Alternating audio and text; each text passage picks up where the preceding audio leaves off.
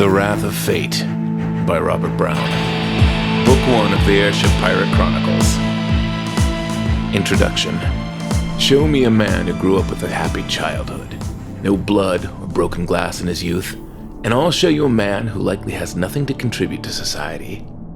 The same wounds that can turn a man into a villain might instead turn him into a hero, or an artist, or a leader. Scars add character. The history of mankind is like that too.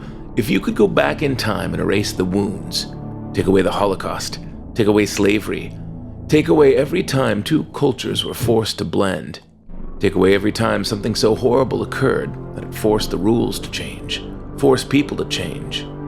If you could take away the pain of history, mankind would not be as strong as it is today, for better or for worse. Chapter 1. First Motion. There are moors just south of the ancient and teeny town of Whitby, England. Greenish-brown grass on rolling hills so steep that from the top of the hill, you cannot see the bottom of the valley around it. And from the bottom of the valley, all you can see is the sides of the hill, not what's on top of them. At the top of one of these hills stood a tall wooden platform. At 20 feet high, it was almost a tower, freshly built of raw, unadorned lumber. Standing on top of this was a man, gray-bearded and balding, wearing a herringbone coat and a fur collar. His eyes sparkled with excitement and mischief, and in them you could see the 9-year-old boy breaking some very important rules just for the sake of breaking them. Also behind those eyes was an egotistical man who knew without a doubt there was no one within 100 miles who could understand what he was up to, even if he had stopped to explain it to them, which he certainly would not have. Protruding from his pockets was a collection of slide rules, broken pencils, and little rolls of paper upon which there were little sketches and equations. He had a fresh cut on his right hand. It was bleeding a little, but he would not notice this until he sat down to lunch, even if he had remembered to have lunch. Round the edges of the platform were a series of glass orbs, and inside each was a coil of copper wire wound around a ceramic spindle. Each glass ball also was attached to the others by a series of thick copper pipes, which fed into the large machine at the edge of the platform. The machine was covered with gauges and dials, along with one very large throw switch, the kind you would see in Dr. Frankenstein's laboratory.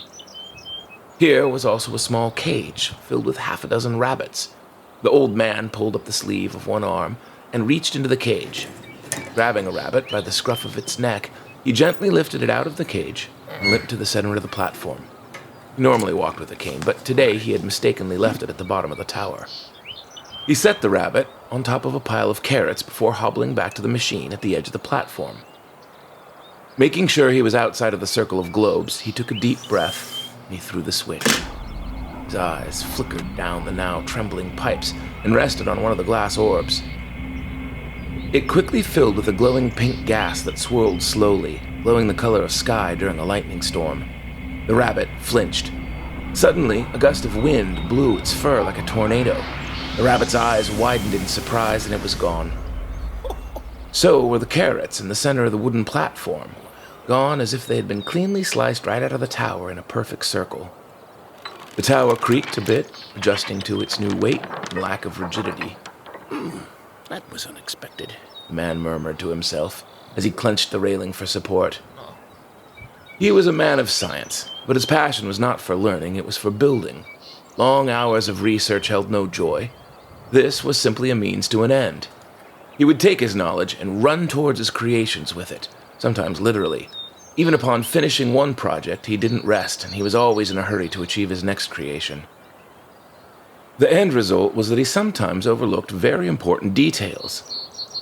In this case, his experiment nearly left him on a collapsing tower 20 feet above the ground. This hardly mattered to him at the time of his calculations. The goal was the bunny. He pulled a golden watch from his pocket, and he pushed the button on it. Exhaling impatiently, he sat down on the platform and he pulled out a sandwich wrapped in wax paper. As he took the first bite, he noticed a cut on his hand. He looked at the cut, and he wondered where he had gotten it. Presently, he saw a boy running up the hill. The boy was wearing a vest, knickers, and a pageboy cap, Dr. Calgary? and was waving a letter in the air. I have a letter for you. I'm up here, my good boy. This letter was an invitation to meet with financiers regarding his experiment today. In his haste, the old man had already reported to them success, and now he was going to get funding to turn this little test into something much grander.